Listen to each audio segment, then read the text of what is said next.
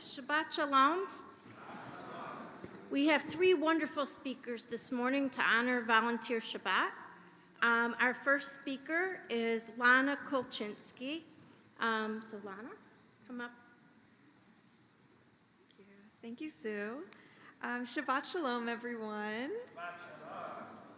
I'm so happy to be here to celebrate this special Shabbat with you, and thank you, Rabbi Josh, for including me today. My name is Lana, and if you kind of recognize me, it's probably because you've seen me around Federation activities, where I'm a proud member of the campaign and Women in Philanthropy team. This week, we read the Parsha Shemini, which shares the story of the Israelites in the desert and a very special ritual sacrificial instruction given to perform. Moses and Aaron share with the nation the list of the 4 types of sacrifices that are to be performed by the people. Each has their own special purpose. One for atoning for sins, one to bring spiritual ascension to the people, one to promote peace, and one to bring grain and sustenance. If the sacrificial ritual is performed correctly, then the people have the opportunity to witness God's presence. If it's not, then the transgressors will experience an instant death. In this story, what is considered a complete and holistic set of intentions are, as I listed, those for peace, atonement, ascension, and sustenance. If we look a little closer at these 4 elements, we notice that one in particular is not quite like the others. Atonement, ascension, and sustenance are each a state of being that if we wanted to, we could really reach on our own. To attain these 3, other individuals could be involved, but it's not necessary. One can pray tefillah on Yom Kippur to atone for their mistakes, all on their own. Similarly, you can say a number of prayers for spiritual ascension, and every day, if we're in good health, we experience sustenance within ourselves every meal. That leaves us with our 4th and final subject of sacrifice, which is peace. Peace is the only one of these 4 elements that cannot be realized in a vacuum of one. Yes, one can feel inner peace as a part of spiritual ascension, but this peace is a separate concept, one that deals with the social needs as humans. After we've eaten our fill of sustenance, after experiencing ascension and atonement, how might we wish to interact with other individuals? And what do we need from our interpersonal interactions? In the context of the desert, the Israelites would not be able to survive 40 whole years together without some semblance of peace or social cohesion. This peace was one of their primary social needs. For me, these questions of social necessities were of particular importance just about a year ago when I was deciding whether to move to Cleveland, Ohio from Gainesville, Florida. Back in Gainesville, I was soon to complete my time working for UF Hillel, University of Florida Hillel, facilitating opportunities for leadership development and Jewish education for undergraduates. UF has the largest Jewish student population in America, over 5,000 Jewish students. With such a population, it was almost a surprise, almost hard to believe, that I personally didn't really feel like I had a real Jewish community. I facilitated community for the students. I had a professional role in the community, but it was not my personal community. There were limits to how I could show up as Lana versus Lana, your staff member. And I absolutely loved my students, but I didn't want to run into them at the supermarket, or worse, at the gym, or worse, on a date, which happened multiple times. It's very embarrassing. Luckily, I was not totally alone. I was and am still extremely close with my coworkers from UF Hillel, but something was still missing, an understanding that I was part of a network of individuals and families in a real Jewish community as my whole self. What I ultimately realized was that there is a huge difference between having friends and having community, and I needed both.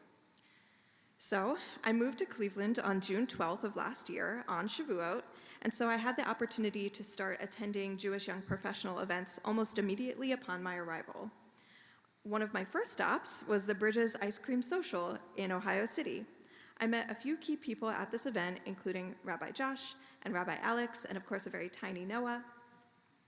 Since then, the bridge has become a central part of the community I'm building for myself here in Cleveland. I've had the opportunity to volunteer to open my home for multiple Shabbat dinners at my apartment.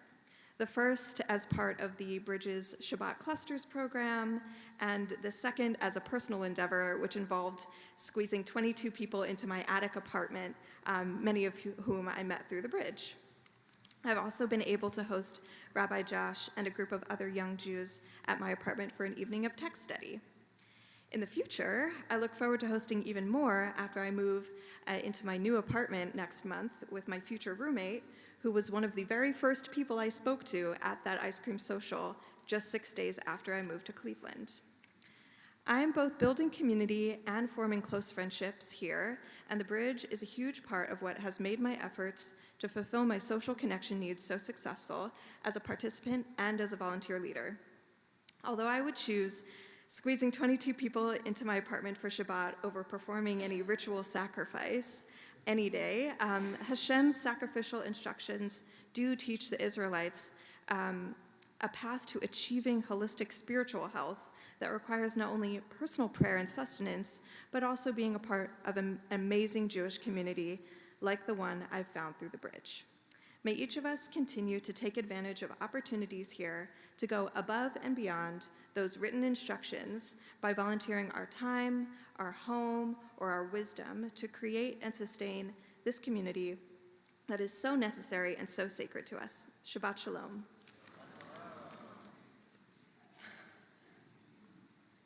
Thank you, Lana. Our next speaker is Michael Meckler.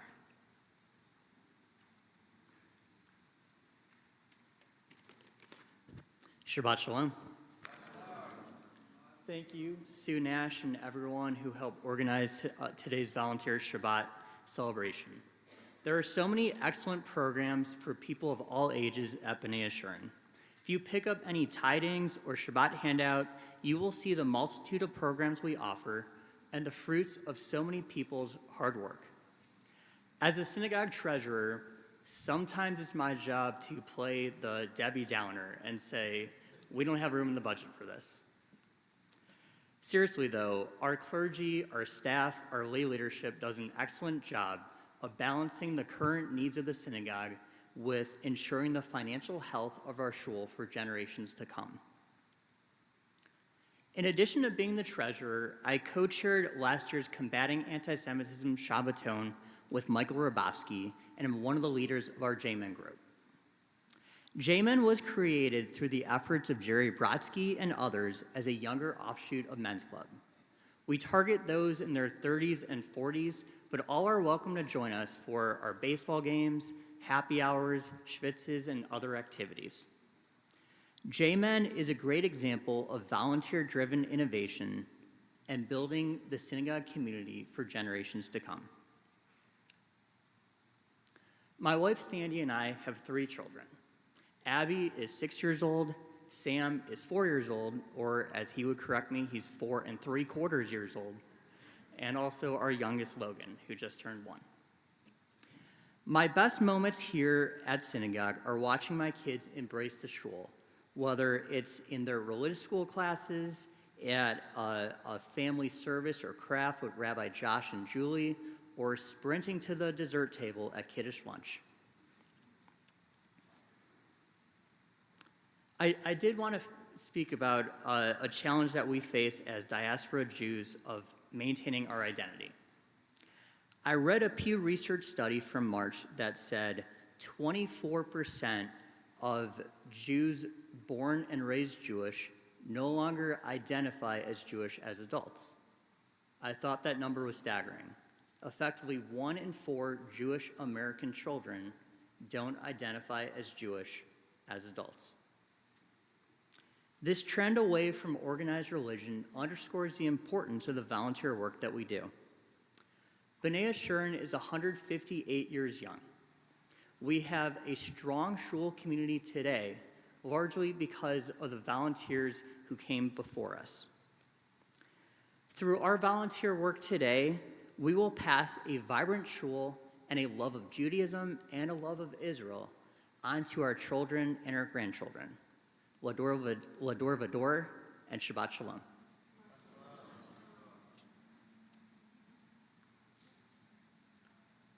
And our last but not least speaker is Kelly Kitsis. Hello, I'm Kelly Kitsis, and a big thank you to Sue Nash and everyone who made today possible for Volunteer Shabbat. Last week, Sue Nash called to ask me to speak about what volunteering means to me, and I found it to be a really difficult question and struggled with it the entire week. It's not from a lack of volunteering, I just had not reflected on what it means to me. So I took this time to think about it, and I kept thinking about the different ways I've contributed to our community, and one theme kept coming up again and again. Volunteering for me has often meant saying yes.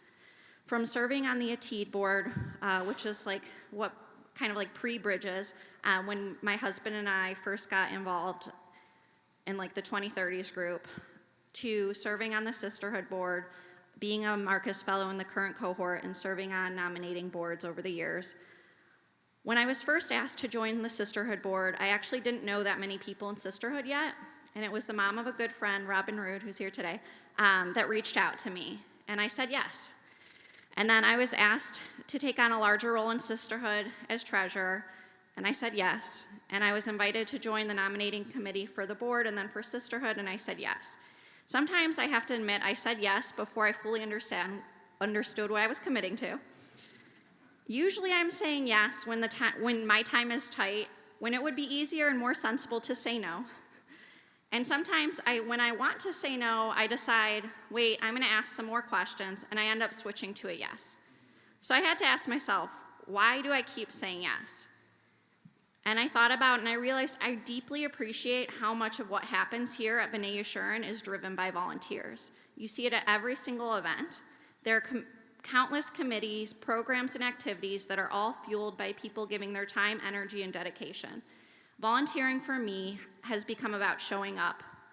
I see so many others around me doing the same, and it inspires me to do my part too.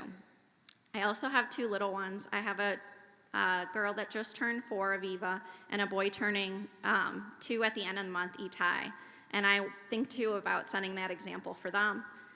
And each time that I have said yes and become part of something new, I've gained something valuable, from new connections and friendships to new responsibilities and skills, and always knowing that I'm part of something bigger than myself. As much as I give, I always get back as well.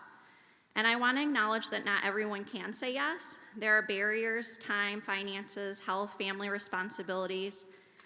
And so I think it's important for those of us who can say yes in a given moment, it's important that we do so. And because our collective yes makes the community what it is. I'm honored to be a part of it. Thank you. Shabbat Shalom.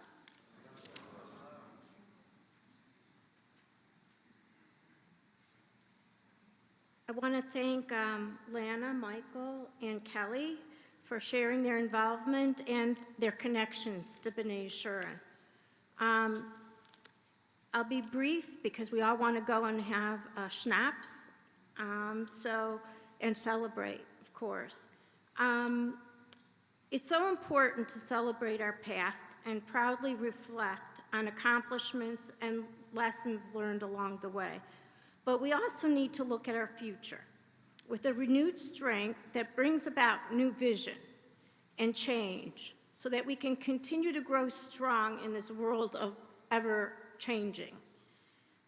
I want us to look around and mentor each generation to come, to continue our efforts to bring a new vision that will continue to guide us through the years and continue to make us strong and vibrant congregation as we are today.